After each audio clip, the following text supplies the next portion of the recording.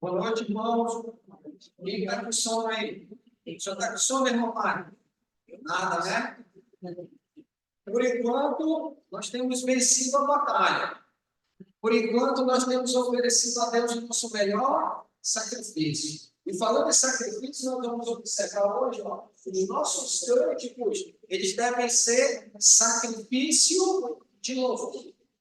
Já falamos sobre oração, sobre as ações, né? E nós vamos perceber que os cânticos também, eles são sacrifícios. Eu quero começar e compartilhar com vocês parte de um material que eu estudo na lição 6, no curso Deixa a Bíblia Falar, para que justamente eu leve para que eles entendam, eles possam fazer a comparação.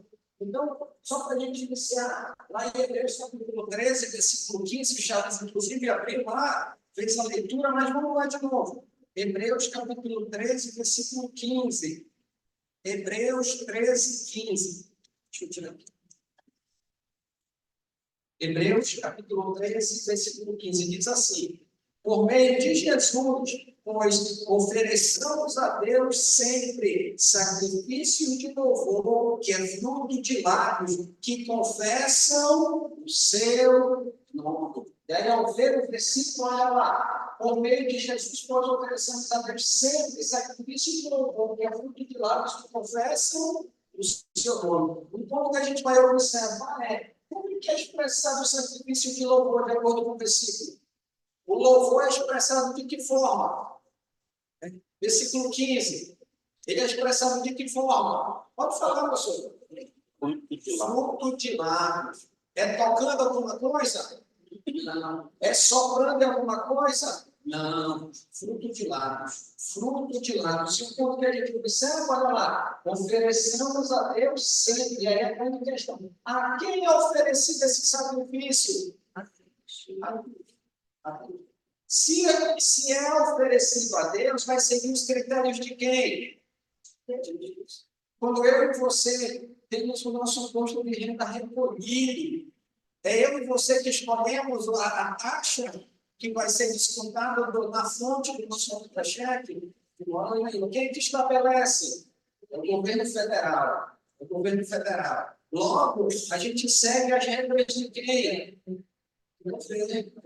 Quando se trata do louvor, será que é da mesma maneira? É do mesmo jeito, sim. Se o nosso imposto, quem determina a taxa é o governo, quem é, no momento do louvor, que determina qual tipo de louvor quer receber? Sou eu e você? Não, porque se for eu e você, um vai trazer um batuque, outro vai trazer uma flauta, outro vai trazer um violão. Graças a Deus que não é eu nem você, é quem?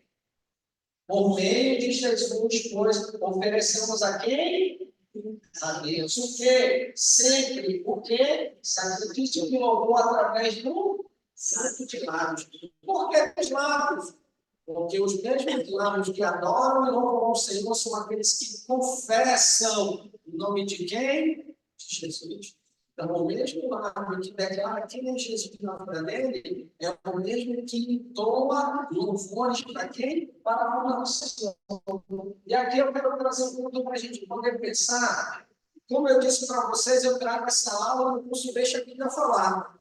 E aí eu trago um pensamento para a gente refletir. Por exemplo, no contexto denominacional, eles pensam o seguinte: no Novo Testamento não proíbe o uso de instrumentos musicais, de dança, entre outros. Nós não podemos incorrer nesse erro como igreja do Senhor. No Novo Testamento não existe proibição. Não existe proibição. Não existe um versículo que diga proibido. Nós não podemos cair nesse erro. O fato de não ter proibição não significa que eu, você ou qualquer pessoa na face dessa terra tenha justificativa para usar instrumento musical para adoração, ou dança, ou etc. A igreja, segundo de Deus, ela tem que adotar as práticas da adoração do povo de Israel. Não. Se a igreja for adotar as práticas da adoração do povo de Israel, em primeiro lugar, Israel não adora Jesus. Se Jesus morreu por mim, por você, eu e você só temos a capacidade, como gentios, entenda, gentios, porque eu e você não somos judeus de nascimento. Então, em razão disso, eu e você né, como gentios, graças a Jesus. Nós hoje temos o Espírito Santo e podemos adorar a Deus de acordo com o poder estabelecido pelo Senhor. Só que, no contexto denominacional, as pessoas dizem, não, a gente precisa seguir o exemplo de Israel. Beleza. Sim, para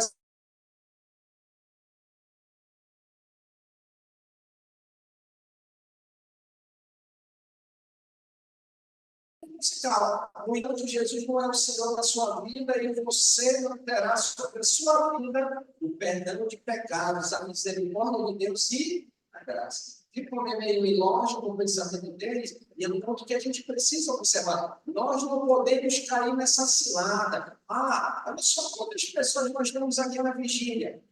São poucas. Aí não vai e diz assim, só hipoteticamente, só um exemplo. Mas se a gente colocasse uma musicazinha instrumental, teria muita gente aqui. Daria para fazer 2, 3 pontos. Mas qual seria o problema disso? É que justamente eu e você deixaríamos de obedecer a ordem de quem? Do Senhor. Como a gente viu no versículo anterior, fruto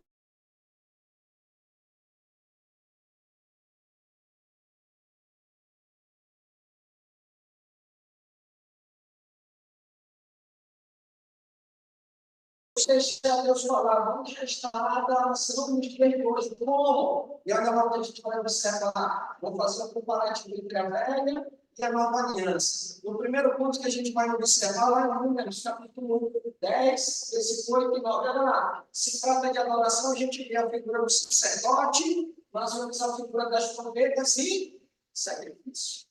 Louvor físico ou espiritual? Físico, porque a lei era física. Lei era física. Você quer fazer um sacrifício para Deus? Pegue um novilho bem cevado, leve ele na porta do templo, ele vai ser sangrado, as partes que não forem úteis para o sacrifício serão arrancadas e as outras serão queimadas. E um outro detalhe para não passar batido: o sangue daquele animal vai ser restituído nos 4 cantos do altar. Sacrifício físico.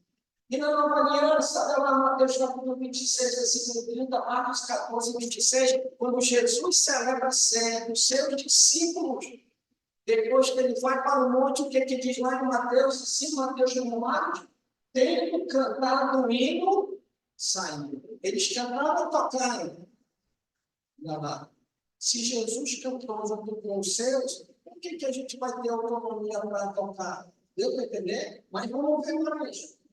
Primeiro Crônicas 13, versículo 8, fala sobre a arca, luto, tamboril e trombeta. E no Novo Testamento a gente tem Atos capítulo 16, Paulo é o Filipos preso, uma citação de Romanos capítulo 15, versículo 9. Olha o que ele diz. Cantavam louvores quem? Quem que estava preso lá em Filipos? Vigiado pelo carcereiro, Paulo e Silas. Mas esse Silas não era Nutella, não. Esse Silas era raiz, porque ele era um discípulo fiel do Senhor. Um discípulo dedicado, porque ele não fazia o que estava na cabeça dele, ele fazia aquilo que Deus ensina. Romanos 15, 9, ele glorificava, cantam louvores. É para tocar? Não, para cantar. Canta com o quê? Com os lábios. Continuando, pega a aliança, segundo Samuel 6, 12, 19, arca, sacrifício, levita, dança, trombeta e menor. Colossenses capítulo 13, versículo 16, é bem interessante, porque ele vai usar essa primeira palavra aqui, é para instruir e aconselhar com salmo. Hinos e cânticos de quê? Como é que dá para fazer um cântico espiritual tocando uma harpa? Tocando um teclado, tocando um tamborim, não dá. Fazendo uma batucada, não dá. Dançando, não dá, porque não encaixa. Por isso, o que a gente precisa fazer é para instruir e aconselhar, justamente utilizando o quê?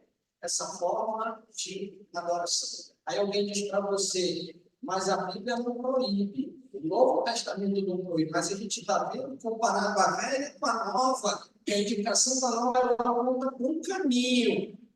Ela pode até não dizer que é proibido, mas ela está apontando em uma direção. Continuando, ainda tem mais. Crônica que ele fala sobre levita, instrumentos. Olha lá no 1 Coríntios, capítulo 14 da boca, a gente conversou sobre esse versículo. Né? Se é para cantar com o Espírito, principalmente. Como é que no meio de uma batucada, dentro de um povo daqueles que parece mais um show de humano, material, a pessoa ela vai estar intertida com a letra, ela não vai. Ela vai estar aqui, ela vai estar se remexendo a cabeça, ela vai estar levantando a mão, ela vai estar dando glória a Deus, mas o cérebro dela não vai estar ligado no que está falando, no que está sendo cantado, na letra da música. De modo nenhum, ela vai estar interdita. Então, vamos lá, é para cantar com o Espírito, ou seja, a ideia de cantar com o Espírito é para cantar dentro daquilo que está na vontade do Senhor. E é para cantar na mente, porque nós, ao cantarmos, precisamos refletir naquilo que cantamos. Ontem a gente teve uma aula lá no Jorge Teixeira, a nossa terceira aula. E aí os alunos lá são evangélicos de várias igrejas. Um aluno parece que já está entendendo o sentido da coisa.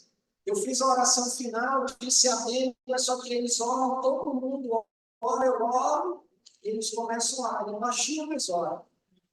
Aí ele chegou e disse assim, professor, qual é o nome mesmo daquele, qual é aquele livro da Bíblia que diz assim que é para orar com o Espírito e com a mente? Aí eu disse, 1 Coríntios, capítulo 14, versículo 15. Nós vemos aqui que é para cantar com o Espírito, mas também é para cantar com a mente. E quando é para orar, orarei no Espírito, mas orarei também com a mente. Aí o silêncio.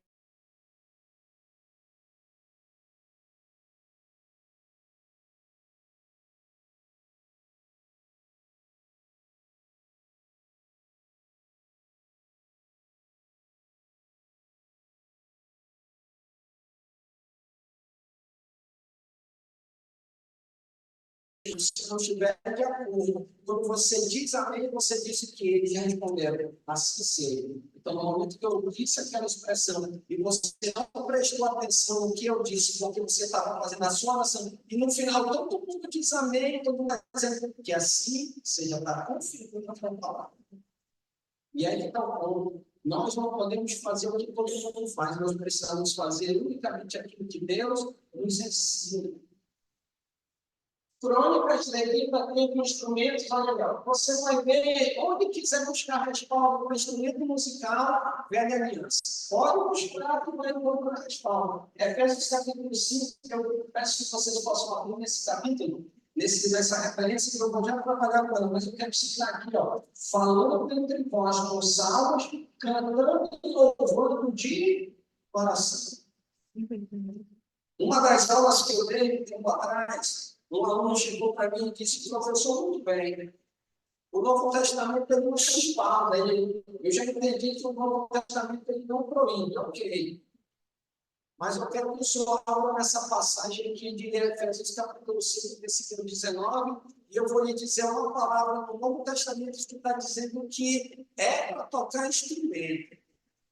Isso depois da aula, isso na semana depois, ele passou a semana procurando, ou procurou com alguém, aí trouxe, achando que ele ia passar, mas não está. Aí ele chegou e disse, professor, abra lá, isso na aula. Abra lá, Efésios capítulo 5, versículo 19. Pois bem, leia, professor, por favor. Aí eu li, falando entre vós com salmos, e louvando de coração ao Senhor, com hinos e cânticos espirituais. Ele significa, assim, tocar harpa. É o seu cérebro. E agora? O apóstolo Paulo aos Efésios está dizendo que incentivando a igreja. Aí eu disse, não, mas como, professor, está escrito aí. Aí eu disse assim, você considerou o contexto? Mas qual o contexto, professor?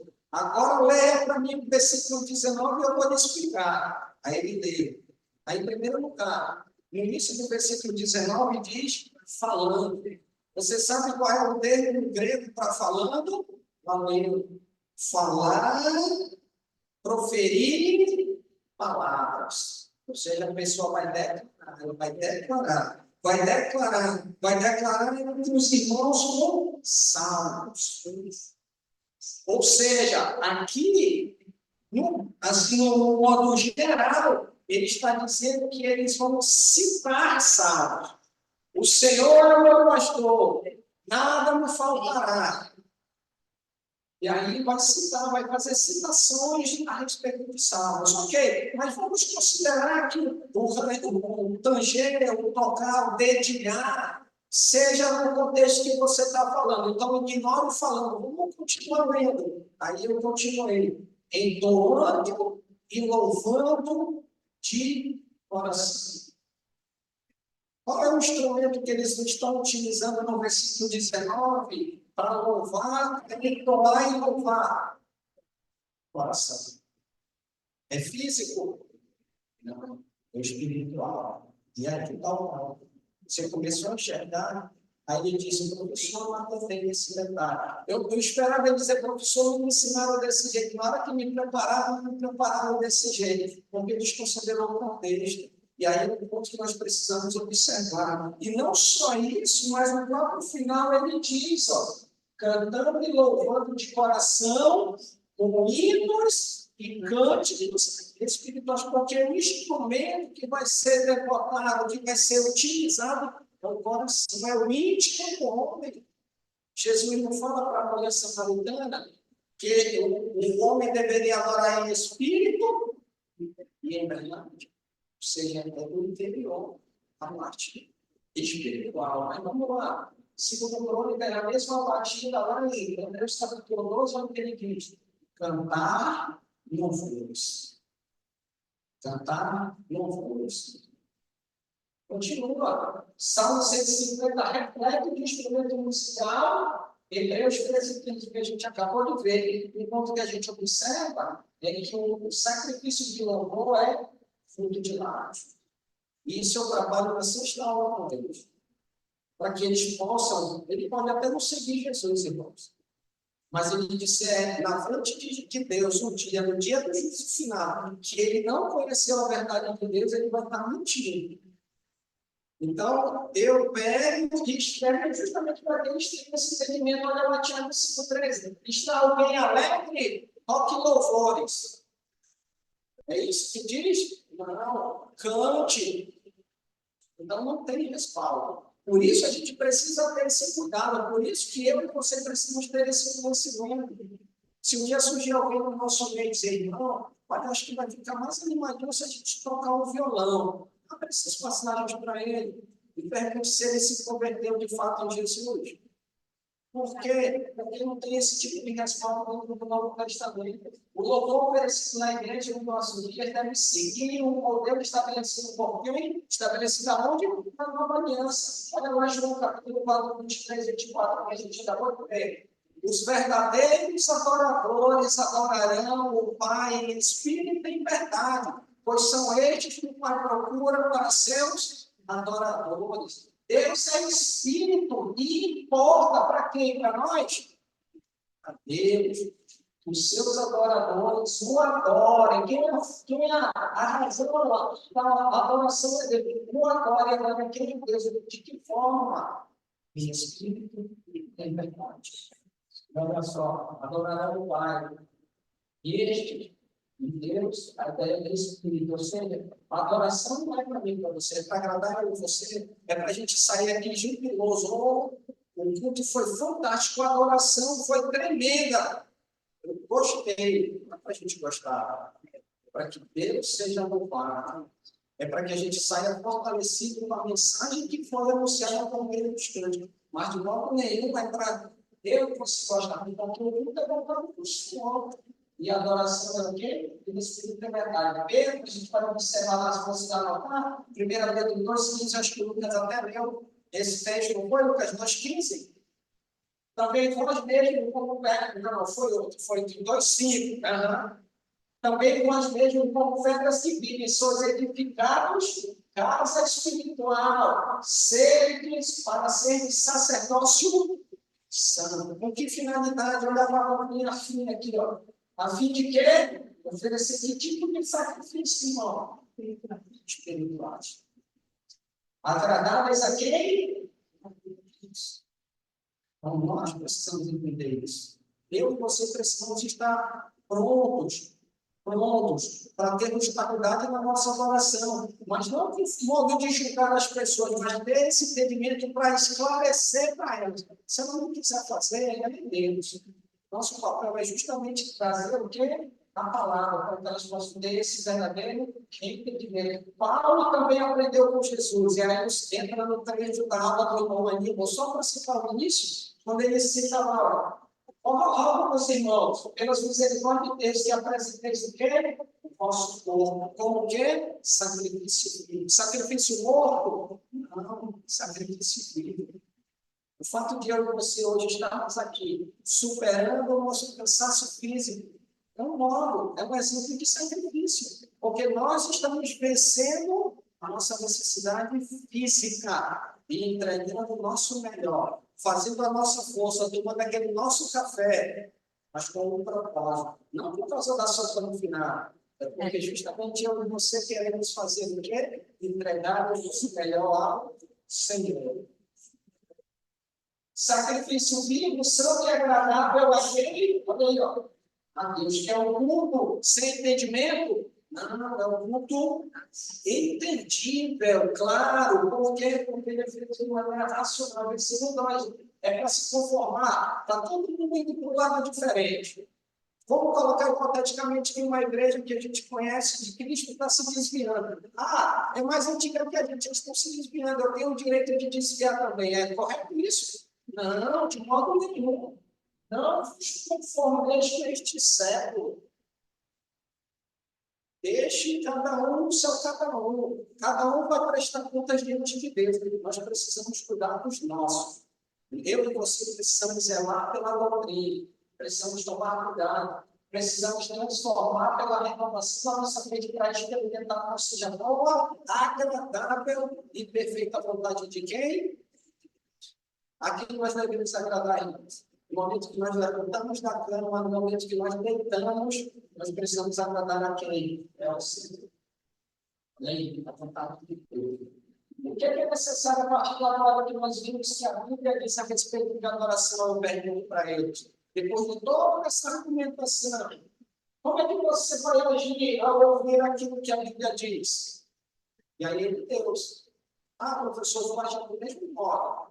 Porque a Bíblia está ensinando isso, você vai no modo que você acha melhor. Mas, lá em Atos capítulo 7, 51 e 57, Estevão está pregando. Lembra? E ele diz para aqueles homens de dura serviço, circuncisos de coração e ouvido, vós sempre resistis ao Espírito Santo. A Bíblia, esse livro que nós estamos aí na nossa frente, que está aqui dentro de mim, aqui na minha frente, e que está aí na frente do Datashow, ela foi inspirada por quem? Por Deus. Através do quê? Do Espírito Santo. É obra do Espírito. Ali, eles estão resistindo à palavra profética. Estevão está recebendo da parte de Deus e está transmitindo. Como é que Deus fala por meio do Espírito comigo e com você? Através da palavra. Se eu e você, ao ouvirmos a palavra, não obedecemos a palavra, eu e você estamos igual àqueles homens que estavam prestes a apedrejar Estevão, resistindo ao Espírito Santo. E eles resistiram de tal ponto, assim vós sois como vossos pais.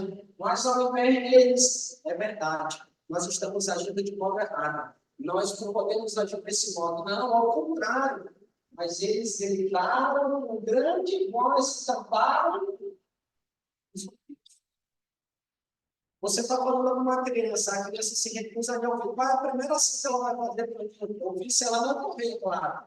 Ela está na sua frente, ela vai tentar os ouvidos, porque ela quer recurso, ela se recusa a entrar aquela informação onde? Na sua mente. E aí está o plano. Muitas vezes a pessoa pode até não tapar os ouvidos, ela pode até continuaria na sua frente. Mas se ela não mudar a sua atitude em relação àquilo que a Bíblia diz, em outras palavras, ela está tampando nos ouvidos. Ela está recusando o Espírito Santo. Continuando, porque hoje as igrejas ensinam diferente no contexto da nova aliança. E aí trago 3 trechos para a gente refletir. Primeiro, palavras proféticas. Lá em 1 Timóteo, capítulo 4, versículo 1, ele diz, o apóstolo Paulo, escrevendo a sua primeira carta a Timóteo, nos últimos tempos, alguns abandonarão a conseguir espíritos enganadores. Espera lá, eles tinham a Bíblia no primeiro século? Não.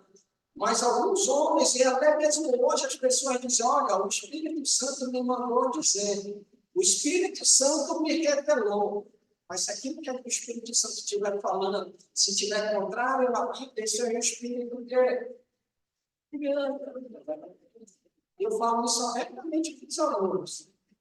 Meu cunhado, quando participou das aulas lá no Jardim Teixeira, ele dizia, eu estava aqui me tremendo todinho quando tu falou esse negócio com medo da reação dos alunos. Mas tem que falar, de um jeito. Mas tem que falar. Porque eles precisam entender. Se eles não entenderem, eles precisam ouvir. Para que o meu sangue, o seu sangue esteja livre quando ele estiver diante da presença de Deus. Então, nós precisamos trabalhar com essa ideia. Segundo, pode virar tempo que não suportarão essa doutrina. Não só é uma realidade do passado, como é uma realidade de hoje.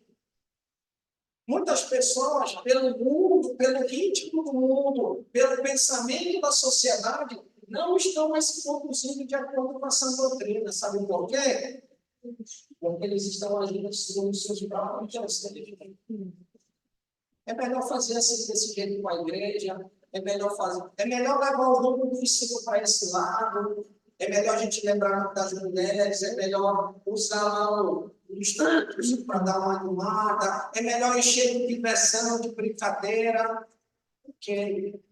Mas assim como a gente vai no restaurante, come o que a gente quiser, toma o refrigerante que a gente quiser, no final vai vir o quê?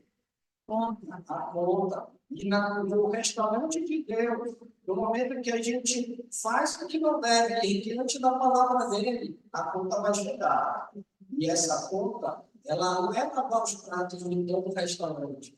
Ele passa justamente longe, banido, como diz lá em 1 Tessalonicenses, né? A descrição Tessalonicenses, banido da face do Senhor. E aí que está o ponto. Terceira, muitos seguirão caminhos vergonhosos desses homens, segundo Pedro, e por causa deles será difamado o quê? E aqui a realidade mais triste, por quê? Porque no próprio contexto de 2 Pedro, se a 1 Pedro, a perseguição era de fora da família, tanto é que eles se espalharam, em 2 Pedro, no contexto, os falsos mestres surgem dentro da igreja. Tanto é que, olha o que ele diz no versículo 2, e por causa deles terem seguido por caminhos vergonhosos, será difamado. O que é difamar uma pessoa? Inclusive, na nossa sociedade, em termos penais, difamação é crime. Imagine difamar a vontade do Senhor. É condenável. E o que Pedro está dizendo? Que surgirão pessoas dentro da igreja que vão fazer o quê? Vão difamar. O que é difamar? É falar aquilo que não é a verdade. O camarada é uma pessoa digna e vai dar ele é tímido. Ele é uma pessoa ética, não, ele é um imoral.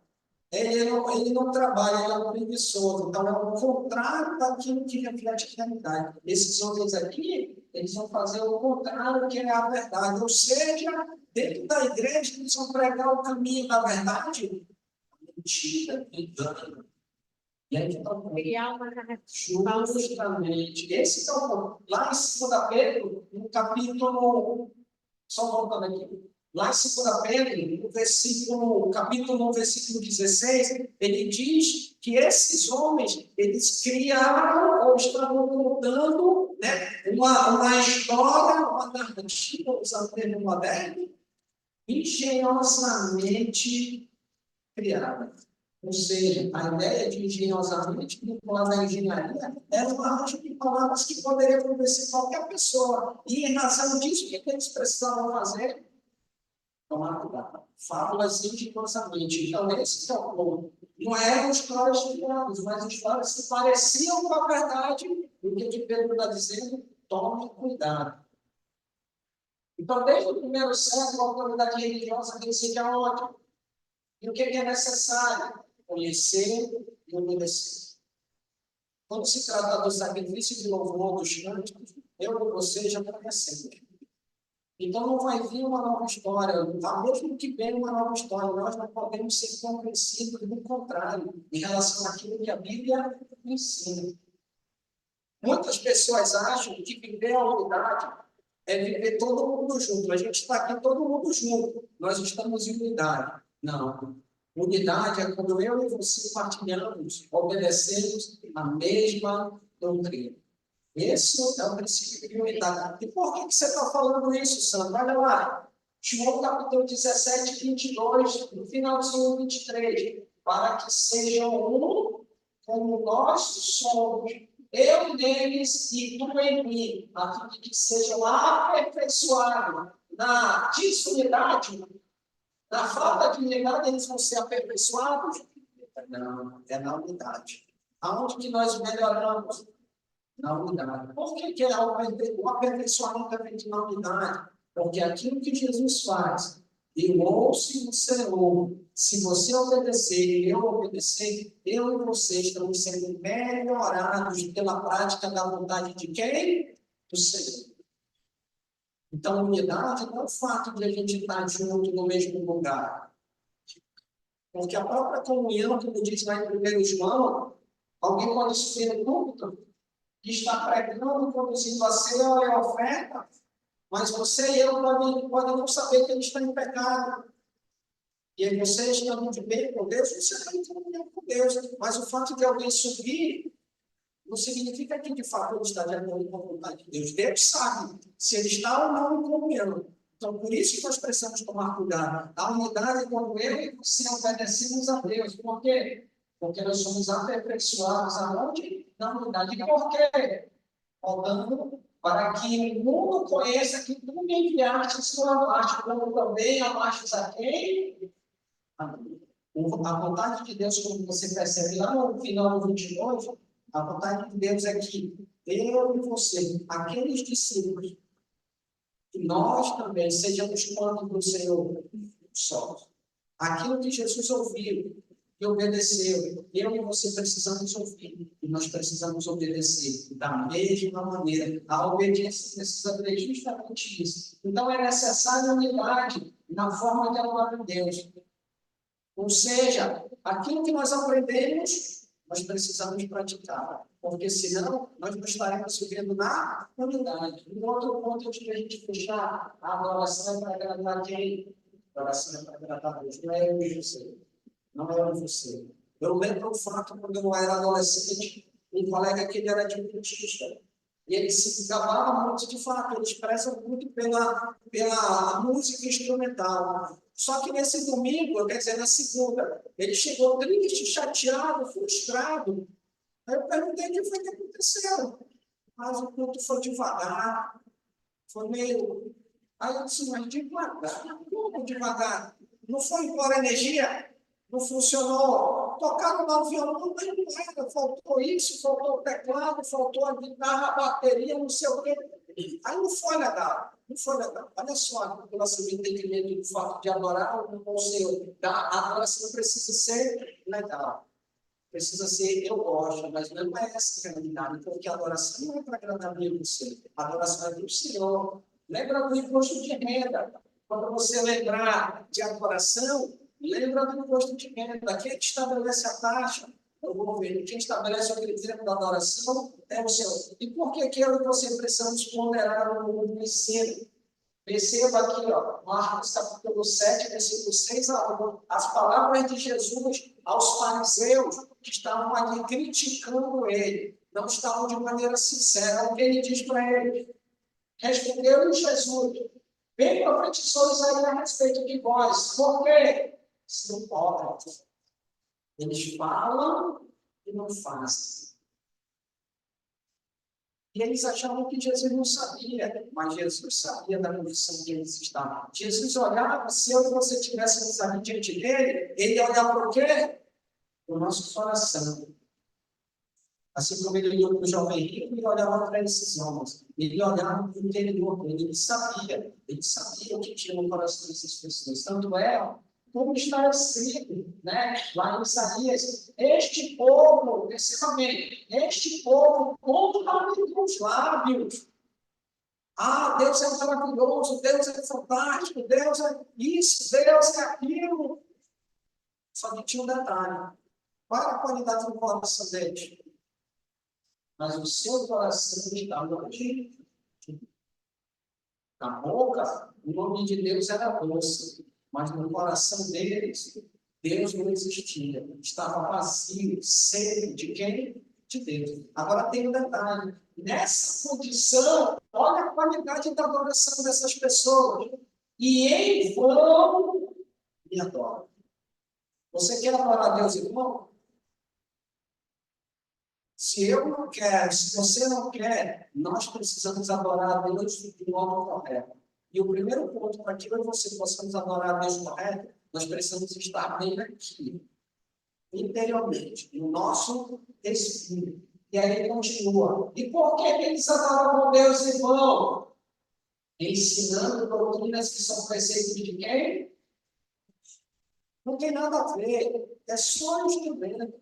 É só umas batidinhas, só pegar a nota, esqueça, tem que ser contrário à vontade de Deus, não faça. Porque se eu e você seguirmos preceitos de homens, o que vai acontecer com a nossa adoração? Ela será inútil na presença do Senhor. E um outro detalhe para a gente finalizar, olha o que a gente vai deixar desse sonho. Negligenciando o mandamento de Deus, eles estavam guardando a tradição de quem?